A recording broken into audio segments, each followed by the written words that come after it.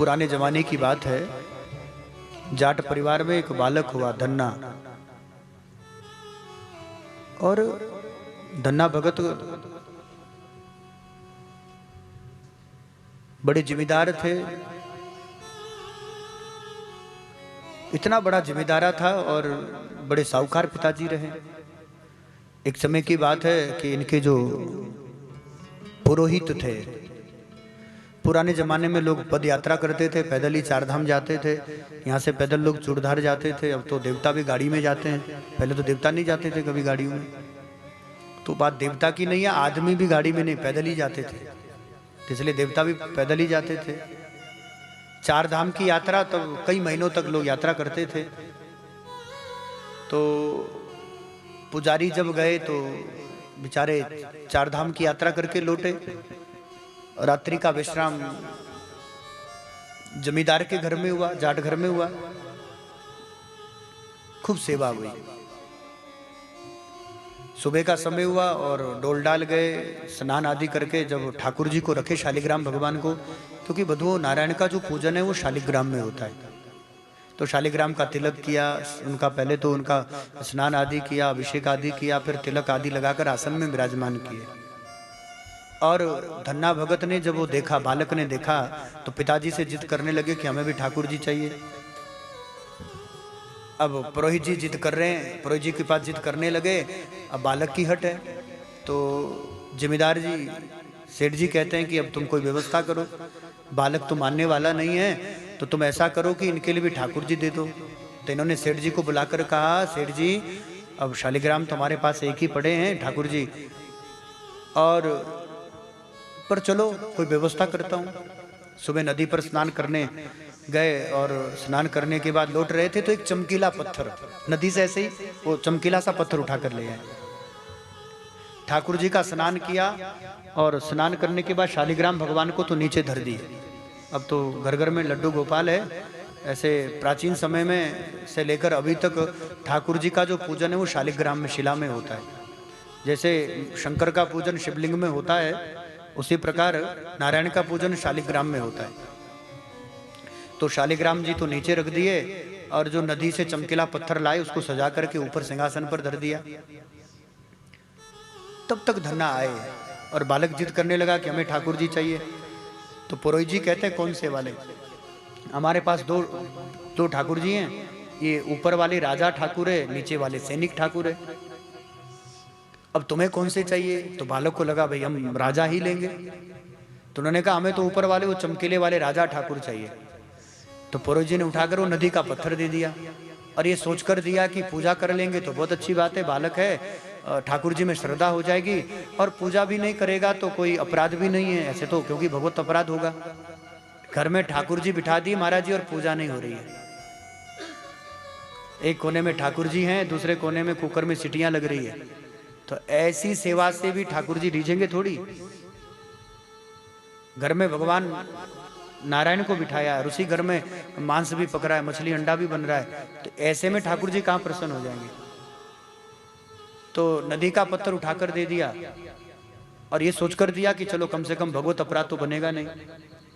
तो धन्ना भगत कहते हैं, धन्ना जाट कहते हैं कैसे सेवा करनी है? कहते हैं नहाना है और खुद नहाकर इनको नहलाना है, इनको खिलाकर खुद खाना है। दो बातें बता दी सीधी सीधी, नहाकर इनको नहलाना है, इन्हें खिलाकर खुद खाना है, बस इतनी सी बात है। अब तो बड़े प्रसन्न हो गए। जमींदार का घर है तो धन्ना जाट गए और वो पिताजी ने, क्योंकि छोटे छोटे बच्चे होते हैं तो उनको कहाँ भेजते हैं? गाय के साथ, वो गाय चराने भेज दिया।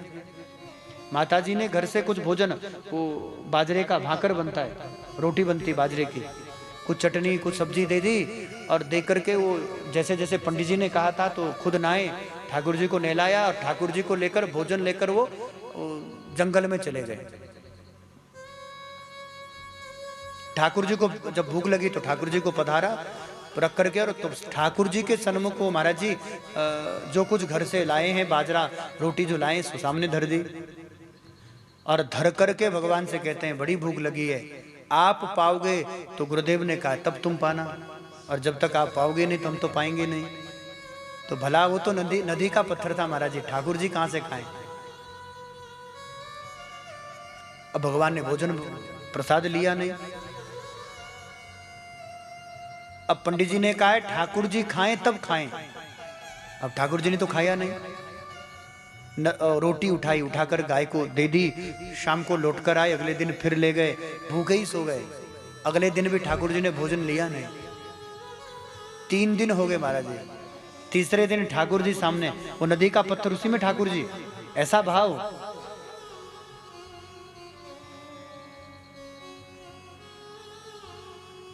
तूने मूरत कहा मैं मूरतवान था, तूने पत्थर कहा मैं भी पाषाण था, तूने पत्थर कहा मैं भी पाषाण था।